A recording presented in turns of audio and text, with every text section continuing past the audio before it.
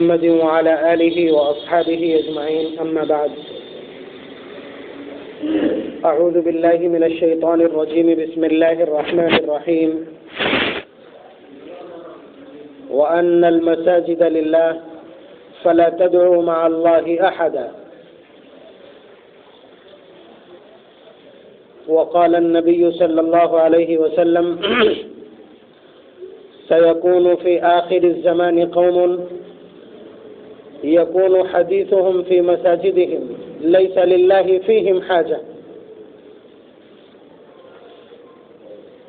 وقال النبي صلى الله عليه وسلم إذا فعلت أمتي 15 خصلة حل بي البلاء قيل وما هي يا رسول الله فعدها وقال وارتفعت الأصوات في المساجد او كما قال علیہ الصلوۃ والسلام۔ ایک مسئلہ ذکر کرنا ہے جو آئے دن موضوع بحث بن جاتا ہے اور کبھی کبھی جدال اور خصومت اور ہارٹ ٹاک کا ذریعہ بن جاتا ہے۔ حالانکہ مسائل تو کئی آئیں گے لیکن بنیادی طور پر مساجد میں موبائل کا بجنا آپ کو لگتا بہت معمولی بات، ہمیں محسوس ہوتا ہے خاص طور سے جس کا موبائل بجتا ہے اسے لگتا ہے معمولی بات ہے، حالانکہ ایسی چیز ہے جو ہر وقت جیب میں رہتی ہے، ہر وقت استعمال میں ہے، دھوکہ ہو سکتا ہے۔ لیکن ایک تو ہوتا ہے دھوکہ اور چوک اور تسامح، اور ایک ہوتا ہے غفلت اور لاؤبالی پن، دونوں کے بیچ میں خط فاصل ہونا چاہیے۔ ٹھیک ہے، اگر مسجد میں موبائل کا بجنا غلط ہے تو اس کے غلط ہونے کی بنیاد کیا ہے، اس کی وضاحت، بس یہ آج کا مضمون ہے۔ آپ کو معلوم ہے کہ حضرت جبریل امین جو سید الملائکہ ہیں، انہوں نے آ کر کے نبی اکرم صلی اللہ علیہ وسلم کی خدمت میں چند سوالات براہ راست کیے تھے، اور بڑے بنیادی قسم کے سوالات تھے۔ جس حدیث اور جس روایت میں وہ سوال و جواب ہیں، اس روایت کو ام الاحادیث کہا جاتا ہے۔ اس روایت کا وہی مقام ہے احادیث کے ذخیرے میں جو قرآن کریم کی صورتوں میں سورہ فاتحہ کا ہے۔ سورہ فاتحہ سار ہے قرآن کریم کا، نچوڑ ہے، اسی طرح سے وہ حدیث بھی سار اور نچوڑ ہے، خلاصہ ہے احادیث کا۔ اس میں ایک سوال پوچھا تھا حضرت جبریل امین نے کہ مل احسان، بندگی کا سب سے بہترین طریقہ کیا ہے؟ یعنی کسی ایسے عمل کا جس کو عبادت سمجھ کے کیا جا رہا ہو، اس کا سب سے بہترین طریقہ کیا ہے، اپر کلاس کیا ہے، اس کا اے کلاس کیا ہے؟ تو نبی اکرم صلی اللہ علیہ وسلم نے جواب دیا تھا ان تعبد اللہ کأنک تراہ فإن لم تکن تراہ فإنہ یراک، کہ تم اللہ کی عبادت اس طرح کرو جیسے تم خود اللہ کو دیکھ رہے ہو، اور اگر اللہ تعالیٰ کو نہیں دیکھ رہے ہو یا کم از کم کیفیت کا یہ مقام حاصل نہیں ہے تو کم از کم دوسرا درجہ ہونا چاہیے کہ اللہ تبارک و تعالیٰ تم کو دیکھ رہے ہیں، تم سرویلانس میں اور تم نگرانی پر ہو، اللہ تبارک و تعالیٰ کے رڈار پر ہو۔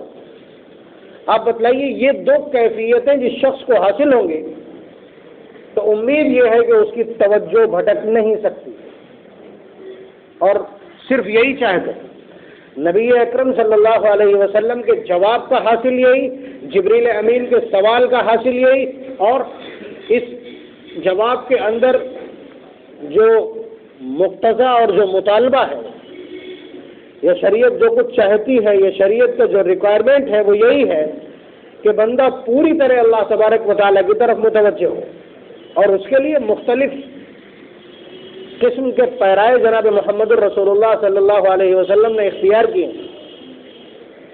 یہ ہر عبادت کے لیے روزہ رکھا ہے، اس کا مطلب یہ ہے کہ روزے کی یہ حالت اللہ تبارک و تعالیٰ کی نگاہوں میں ہے۔ اگر جھوٹ بول دیے اور ہنسی مذاق کر لیا، بدنگاہی کر لی، تو یہ سب اللہ تعالیٰ کے علم میں ہے، اور اس سے ہمارے نمبر کٹتے چلے جائیں گے اور ہماری عبادت خراب ہو جائے گی۔ لیکن سرد مسجد کا تذکرہ میں کر رہا ہوں، تو اس لیے مسجد کو اور اس نماز کو ہم زیر بحث لاتے ہیں کہ جب آپ نماز پڑھ رہے ہیں تو اس کا مطلب یہ ہے کہ اللہ تبارک و تعالیٰ کو دیکھ رہے ہیں، اللہ تبارک و تعالیٰ کو دیکھ رہے ہیں، اور اللہ تبارک و تعالیٰ کس سے مخاطب ہے؟ اللہ تبارک و تعالیٰ کے روبرو ہے۔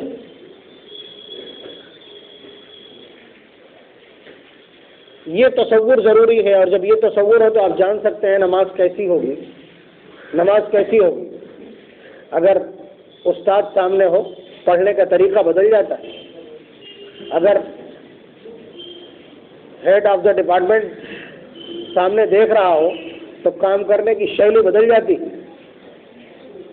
اور جب خالق کائنات کا تصور آ جائے کہ وہ دیکھ رہے ہیں تو انسان کے جسم پر کس طرح کا راشا اور روب طاری ہوگا، یہ وہ جان سکتا ہے جس نے بندگی کا مفہوم سمجھ لیا۔ اور اس میں یہ ساری چیزیں موجود ہیں، یاد رکھیے گا۔ مثلا نبی اکرم صلی اللہ علیہ وسلم کا ارشاد اذا صلی العبد یناجی ربہ، کہ جب بندہ نماز پڑھتا ہے تو اپنے رب سے سرگوشی اور گفتگو کر رہا ہوتا ہے، فیسنگ پوائنٹ پہ ہوتا ہے، اللہ تعالیٰ سے گفتگو کر رہا ہوتا ہے۔ دوسری جگہ فرمایا الساجد یسجد بین قدمی الرحمن، کہ سجدہ کرنے والا اللہ تعالیٰ کے دونوں قدموں کے بیچ میں سجدہ کر رہا ہوتا ہے۔ آپ یہ دیکھ لیجئے گا کہ یہ کیفیت، کنسنٹریشن، ایکاگرتا، توجہ، یکسوئی اور فوکس بنانے کے لیے یہ ساری چیزیں، یہ ساری تلقین اور یہ سارے ارشادات، یہ ڈائریکشن اور ہدایات آپ کی خدمت تک پہنچے۔ ایک اور روایت، نبی اکرم صلی اللہ علیہ وسلم نے ایک روز دیکھا کہ قبلے کی جانب والی دیوار میں کسی نے تھوک دیا، تھوکا بھی، وہ جو خخار ہوتی ہے وہ تھوک دیا۔ تو حضور نے فرمایا یہ حرکت کس نے کی؟ آپ نے خود خرچ کر کے اس کو صاف فرمایا یہ حرکت کس نے کی؟ پھر صحابہ کو حضور سمجھانے لگے اور فرمایا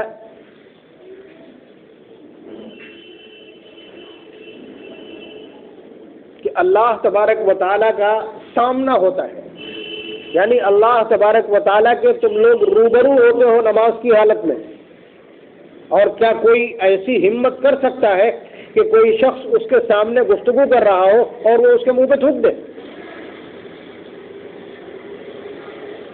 آپ سمجھ لیجئے صورتحال کو پوری۔ حالانکہ اب تو ہماری مساجد اس طرح کی ہیں کہ جہاں تھوکنے کی، گندگی کرنے کی کوئی گنجائش نہیں ہے۔ نبی اکرم صلی اللہ علیہ وسلم نے فرمایا، اور مسائل ہیں کہ اگر ایسی نوبت ہی آ جائے، تھوکنا پڑ جائے، مچھر ہی چلا گیا مثال کے طور پر، یا کوئی اور بات ہے، تو اگر تھوکنا ہی ہو تو دونوں پیروں کے بیچ میں تھوکے۔ آپ سمجھ رہے ہیں؟ یعنی مسائل کا جہاں تک تعلق ہے، لیکن ہماری مسجدیں اس کا تحمل اس وقت نہیں کر سکتی، اس لیے اس کی اجازت نہیں دی جائے گی۔ لیکن مسائل میں کہ سامنے کے حصے پر اگر تھوکتا ہے تو یہ چہرے پہ تھوکنے کے مرادف ہے، اس کو تو چھوڑ دیجئے، لیکن روایت کے ذیل سے یہ بات تو ثابت ہوتی ہے کہ ہمارا سامنا ہے خود اللہ تبارک و تعالیٰ اور اللہ عز و جل۔ تو نماز کی جو آپ کی کنڈیشن اور کیفیت ہے، یہ طے ہو گئی نا کہ آپ اللہ تبارک و تعالیٰ سے براہ راست روبرو ہیں، اللہ تبارک و تعالیٰ سے محض گفتگو ہیں، اور اللہ تبارک و تعالیٰ سے مناجات اور سرگوشی میں مصروف ہیں۔ تو کیفیت بھی سمجھ لی آپ نے۔ تو اب مسجد میں جو شخص آتا ہے وہ نماز کے لیے آتا ہے۔ اللہ تعالیٰ نے فرمایا نا وَأَنَّ الْمَسَاجِدَ لِلَّهِ فَلَا تَدْعُوا مَعَ اللَّهِ أَحَدًا، یہ مسجدیں صرف اور صرف اللہ کی عبادت کے لیے ہیں، یہاں کسی اور کو نہیں پکارا جا سکتا، یہاں کسی اور کو نہیں پکارا جا سکتا۔ یہاں تو بہت زیادہ ضرورت کی گفتگو ہی کی جا سکتی، جو آپ سمجھیے کہ نماز سے ہی متعلق ہو، یا خیر سے متعلق ہو، یا دین کے مسائل سے متعلق ہو، وہی گفتگو کی جا سکتی ہے۔ کسی آدمی کی کوئی چیز کھو گئی ہے، اس کا اعلان کرنا مسجد میں درست نہیں ہے۔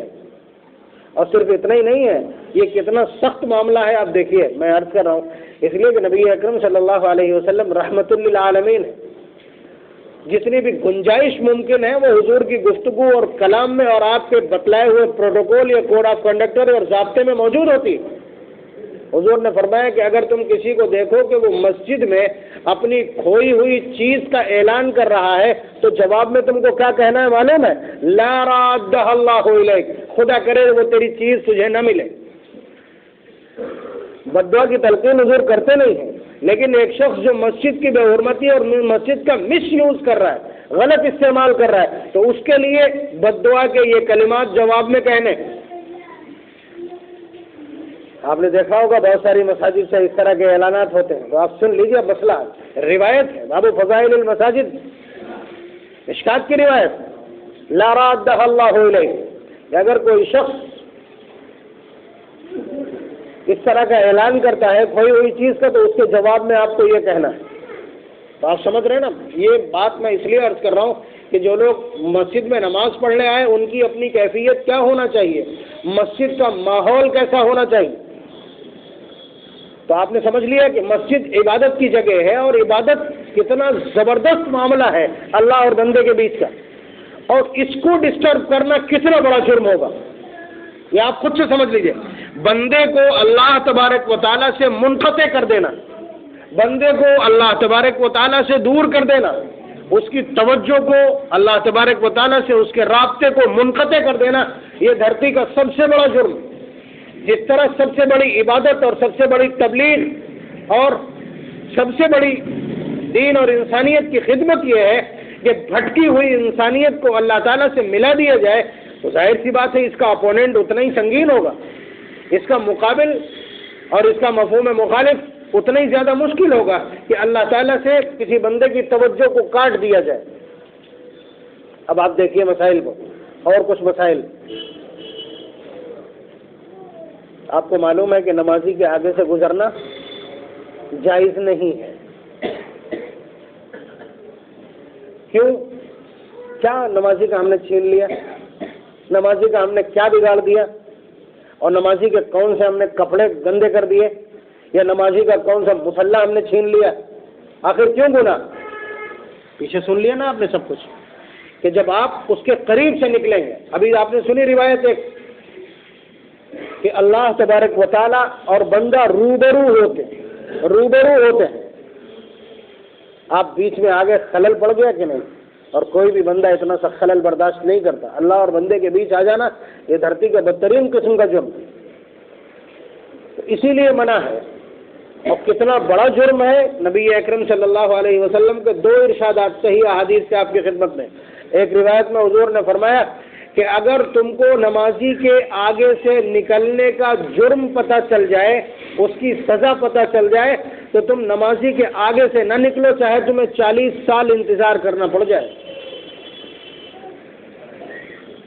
اگر تمہیں پتہ چل جائے کہ نمازی کے آگے سے گزرنا کتنا بڑا جرم ہے تو تم 40 سال انتظار کرتے رہو مگر آگے سے نہ نکلو۔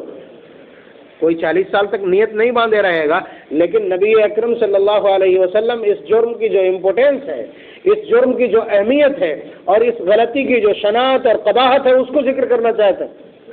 اور یہی نہیں، اس کے بعد کی جو دوسری روایت ہے اس میں اس کو ایکسٹینڈ کر دیا نبی اکرم صلی اللہ علیہ وسلم نے، فرمایا کہ اگر تم کو معلوم ہو جائے کہ نمازی کے آگے سے نکلنا کتنا بڑا جرم ہے اور اس کی سزا کتنی سنگین ہے تو تم 100 سال تک کھڑے رہو مگر نمازی کے آگے سے نہ نکلو۔ آپ دیکھ رہے ہیں، بات صرف اتنی ہی ہے کہ نمازی کی توجہ گڑبڑا جائے گی، نمازی کی توجہ گڑبڑا جائے گی، اس لیے صرف اس کی توجہ میں خلل ڈالنے کے لیے نبی اکرم صلی اللہ علیہ وسلم نے یہ سخت قسم کے کلمات استعمال کیے۔ آپ کو معلوم ہے ہر آدمی نیت باندھتا ہے، سبحانک اللہم و بحمدک پڑھتا ہے، پھر سورت پڑھتا ہے اور پھر اور چیزیں پڑھتا، تلاوت کرتا ہے۔ تو آدمی کو زبان چلانا ضروری ہے، اگر زبان نہیں چلائے گا نماز نہیں ہوگی، من میں پڑھنا معتبر نہیں۔ لیکن اگر وہ اپنی زبان چلانے میں اتنی آواز نکالتا ہے کہ پڑوسی کو سنائی دے، پڑوسی کو خلل پڑے، تو اتنی زور سے پڑھنا مکروہ ہے۔ دیکھ لیا آپ نے، آدمی نے کسی وجہ سے ہنسنے کی کوشش کی، ہنسنے کے 3 درجے، تبسم یعنی مسکراہٹ، ضحک یعنی ہنسنا، قہقہا یعنی کھلکھلا کر کے ہنسنا. اس کو کس طرح سے ڈیفائن کریں گے؟ جس میں بالکل آواز نہ ہو وہ مسکراہٹ اور تبسم ہے. اس سے نہ نماز ٹوٹتی ہے نہ وضو ٹوٹتا ہے. دوسرا درجہ ہے ضحک، ہنسنا. ہنسنے کا مطلب یہ ہے کہ بندے کو خود دکھائی پڑے، ہنسنے والے کو خود سنائی پڑ جائے مگر کسی دوسرے کو سنائی نہ پڑے. اس سے نماز ٹوٹ جاتی ہے، وضو رہ جاتا ہے. اور تیسرا ہے قہقہا، کھلکھلا کر کے ہنسنا. کھلکھلا کے ہنسنے کا مطلب یہ نہیں ہے کہ یہاں ہنسیں اور سڑک پہ سنائی پڑے. کھلکھلا کے ہنسنے کا ڈیفینیشن یہ ہے کہ پڑوس والے کو سنائی پڑ جائے. اگر پڑوس والے کو یہ آپ کا ہنسنا سنائی پڑ گیا تو آپ کا وضو بھی چلا گیا اور نماز بھی چلی گئی. آپ سمجھ رہے ہیں؟ تو آپ اندازہ کیجئے کہ جیسے ہی آپ کی آواز دوسرے کو سنائی پڑی تو سزا اتنی بڑی کہ نہ صرف یہ کہ آپ کی نماز گئی بلکہ آپ کا وضو بھی چلا گیا. یہ سارا کھیل اب تک اور سارے مسائل اور ساری سختی، ساری تنبیہات، ساری ہدایات، سارا فقہ اور سارے مسائل بندے کی توجہ اللہ تبارک و تعالیٰ سے منقطع کرنے کے اوپر فوکس، کہ اللہ تبارک و تعالیٰ سے اس کی توجہ کو توڑ دینا یہ بڑا جرم ہے. اب اصل مسئلہ جس کی وجہ سے میں نے یہ مسئلہ چھیڑا ہے، نماز ہو رہی ہے، موبائل بجنا شروع ہو گیا، چاہے وہ اس کی جو نیچرل رنگنگ ہے وہی ہو رہی ہو. آپ سمجھ رہے ہیں؟ جسے میں مردانہ ٹون کہتا ہوں، ٹھیک ہے. اگر وہ ٹون بج رہی ہے جو پرانے زمانے میں فون کی ہوتی ہے، جو اب دکھتی ہے، کیا نام ہے، بہت سارے لوگ ہیں جو پاجیب کی جھنکار سننا نہیں چاہتے، وہ اپنے میں اس طرح کی ٹون لگا کے رکھتے ہیں. اگر ایسی بھی ٹون مسجد میں بجے گی تو آپ بتلائیے کوئی ایک بندہ اس مسجد کا ایسا ہے کہ جس کی پوری توجہ اس رنگ کی طرف نہ چلی جائے. تو جس شخص کے موبائل پر یہ رنگ بجی ہے وہ ان سارے لوگوں کی توجہ کو توڑنے والا ہے، اس ہنسنے والے سے بھی زیادہ، اس زور سے پڑھنے والے سے بھی زیادہ، سامنے سے نکلنے والے سے بھی زیادہ. ٹھیک ہے؟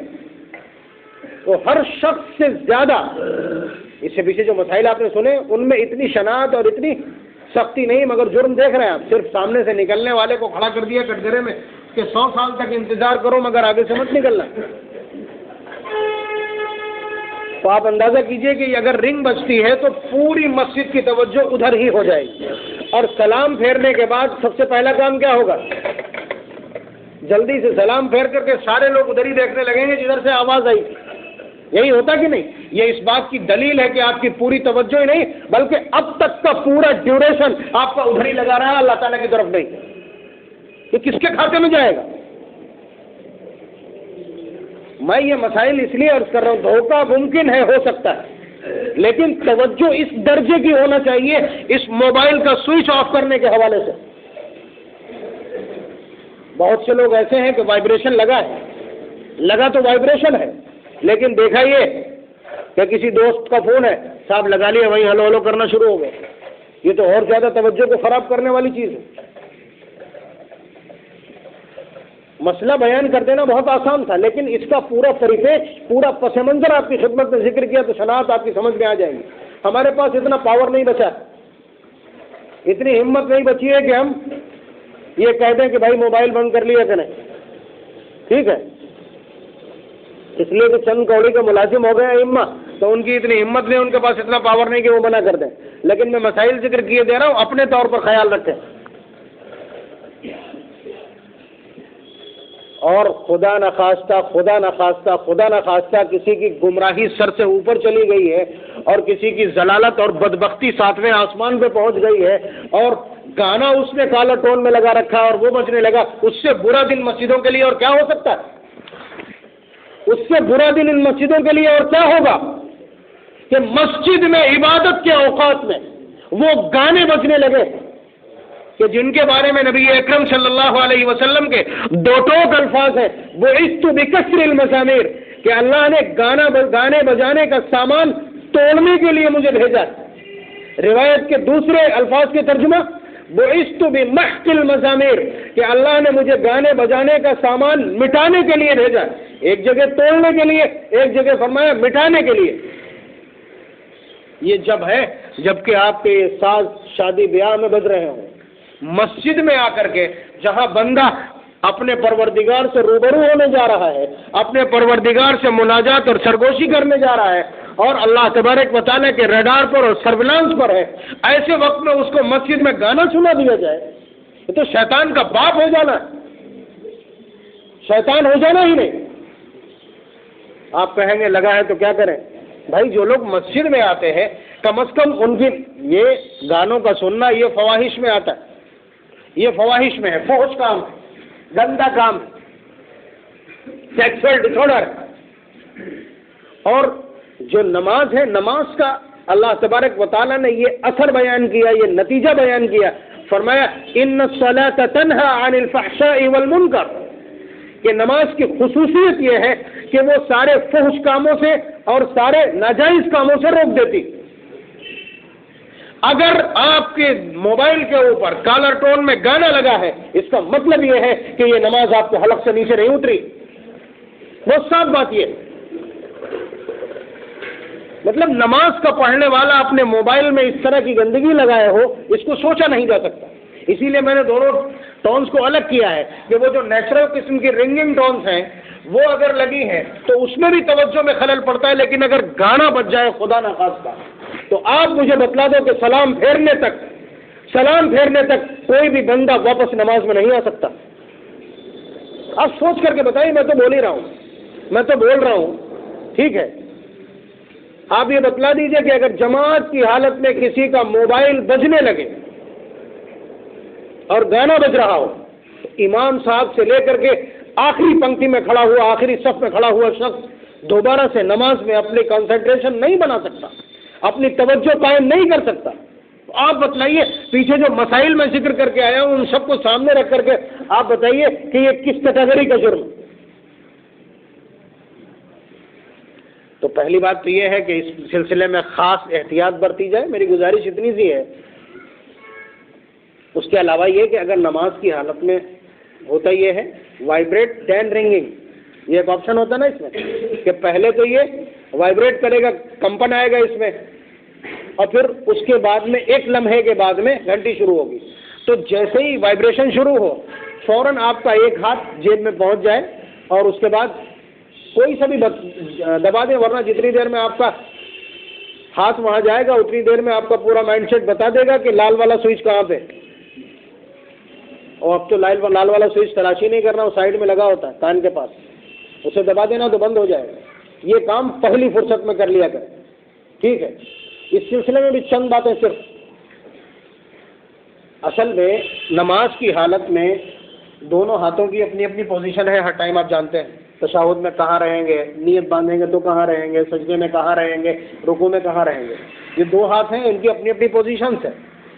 اگر ان دونوں ہاتھوں کو اپنی پوزیشن سے ہٹا دیا آپ نے، آپ کی نماز چلی گئی، یہ عمل کثیر کہلاتا ہے۔ اور اگر ایک ہاتھ کا آپ نے استعمال کیا ہے تو یہ عمل قلیل کہلاتا، بے شک مکروہ ہے، لیکن اس سے نماز آپ کی بچی رہے گی، اور اتنے بہت سارے لوگوں کی نماز اور ان کی توجہ بچانے کے لیے اتنا کام کیا جا سکتا ہے۔ اسی طرح سے کوئی آدمی سجدہ کرنے جا رہا، مثلا یہ مسئلہ حضور نے یا اس وقت کوئی فقہاء نے بیان کر دیا، کوئی سجدہ کرنے جا رہا ہے، سجدے کی جگہ پر شیشے کا کوئی ٹکڑا ہے، ایک ہاتھ سے ہٹا دے اس کو، کوئی مسئلہ نہیں۔ دونوں ہاتھ جب بھی لگائے گا نماز فاسد ہو جائے گی، یہ عمل کثیر کہلاتا ہے۔ یہی تمام چیزوں میں آ جائے گا۔ ٹوپی گر گئی آپ کی، ایک ہاتھ سے لگا سکتے ہو تو لگا لیں، دونوں ہاتھوں سے نہیں لگا سکتے، آپ سمجھ رہے ہیں؟ تو یہ مسئلہ بعض لوگوں کو معلوم ہے، تو میں نے یہی بعض لوگوں کو دیکھا کہ گھنٹی بجی، انہوں نے جیب سے نکالا، ایسے کر کے دیکھا اور پھر کاٹا، نماز چلی گئی۔ اگر اتنا کیا کہ اس کو نکالا اور اس کے بعد دیکھا، نماز ختم ہو گئی، عمل کثیر ہے۔ عمل کثیر کا ڈیفینیشن اور اس کی پریبھاشا یہ ہے کہ ایٹ دا سچویشن، اس حال میں اگر کوئی تھرڈ مین، کوئی دوسرا بندہ آپ کو دیکھے تو یہ سمجھے کہ یہ نماز میں نہیں۔ اب جیب سے آپ نے موبائل نکالا اور ایسے کر کے دیکھ رہے ہیں، اس ٹائم پہ جب کوئی دوسرا آدمی آپ کو دیکھے گا تو کیا سمجھے گا؟ نماز نہیں پڑھ رہا نا۔ اگر اس نے یہ سوچ لیا تو آپ کی نماز چلی گئی۔ یہ پریبھاشا ہے، ڈیفینیشن ہے، یہ اس کی تعریف۔ بہرحال مسائل تھے آپ کی خدمت میں ذکر کر دیا۔ میں دیکھ رہا ہوں کہ احتیاط ہوتی ہے، بہت سارے لوگ گھروں میں موبائل چھوڑ کر کے آتے ہیں، بس اوقات سفر میں ہوتے ہیں، لیکن مسجد میں داخل ہوتے وقت ہی اس کا اہتمام کر لیا کریں۔ اور بڑا مسئلہ ہے، اس کو اسی پس منظر میں سمجھنے کی کوشش کریں۔ اللہ تبارک و تعالی ہماری مساجد کو شور شرابے سے پاک فرما دے۔ وآخر دعوانا الحمدللہ رب العالمین۔